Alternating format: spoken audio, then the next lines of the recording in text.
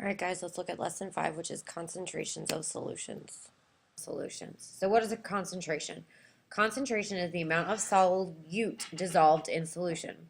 So if it's a dilute concentration, that means little solute is in the solution. If it's a concentrated solution, then there's lots of solute in the solution.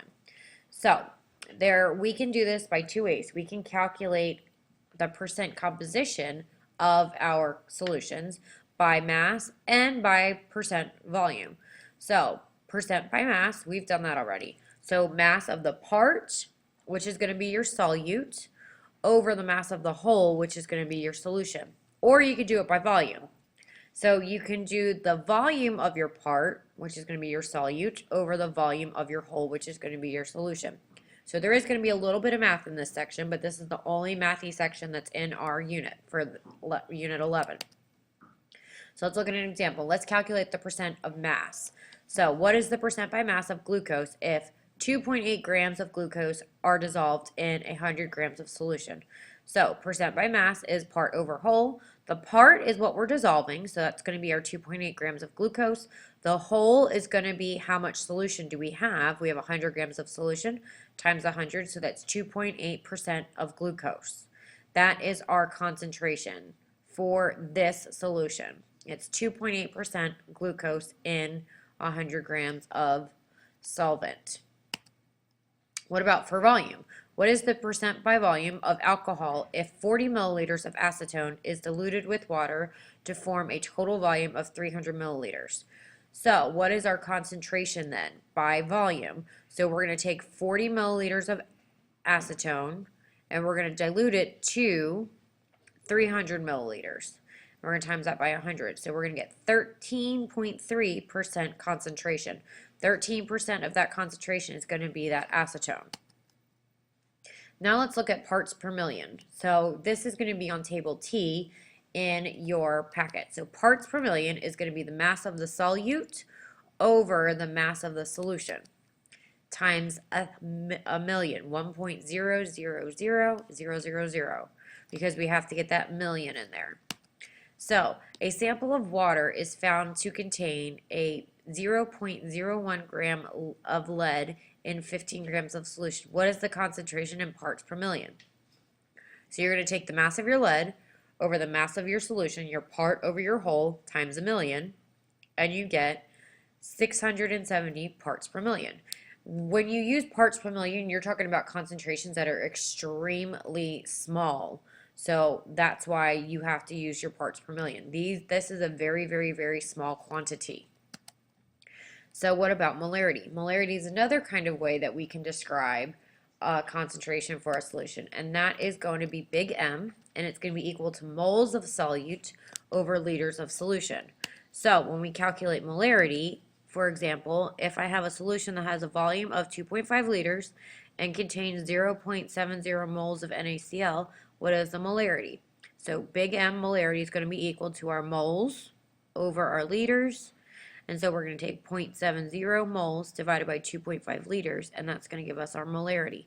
All of the bottles that we've used in lab so far are molar concentrations. So all of those big M's on all of those bottles told you how many moles per liter were in those solutions. So let's practice. Determine the molarity when 3 moles of sucrose are dissolved to make a 2-liter solution. So pause the video, unpause it when you're ready. Great, so what you should have done in this problem is you should have taken 3.0, so you should have taken 3.0 moles over 2.0 liters.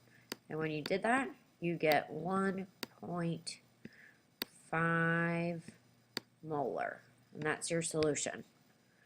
Okay, let's look at the next one. Determine the molarity when 2 moles of NaCl are dissolved to make 8.2 liters. Pause the video and unpause it when you're ready. Welcome back. Okay, so how are you going to determine the molarity? Well, the molarity for this one, you're going to have to take 2 moles. So let me get my pen. you're going to have to take 2 moles, so 2.0 moles over 8.2 liters, and that's going to be equal to 0.24 molar. Okay? Let's look at another practice. Determine the number of moles of salt dissolved in 500 milliliters of a 0.5 molar solution of salt water.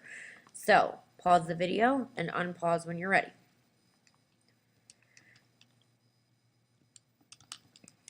So, for this one, we know that moles, big M, equals moles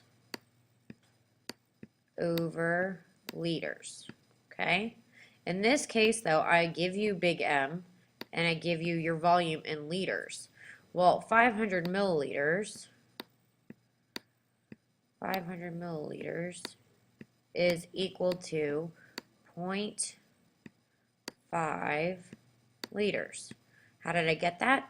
Remember, there's 1,000 milliliters in 1 liter. So how are we going to solve this now? In order to solve this problem, we're going to have 0.50 big M is going to be equal to, we're solving for moles, so we're going to keep moles on the top, over 0.5 liters. So how am I going to solve this? Okay, I'm solving for this. So just like we've done in our other problems, put this over 1, and we are going to cross multiply. So 0.5 times 0.5 is going to give us what we want, and 0.5 times 0.5 is 0.25, and that's going to be moles. Okay, awesome. Now, check your understanding. How many total moles of KNO3 must be dissolved in water to make a 1.5 liters of a 2 molar solution? We're going to look at this one tomorrow.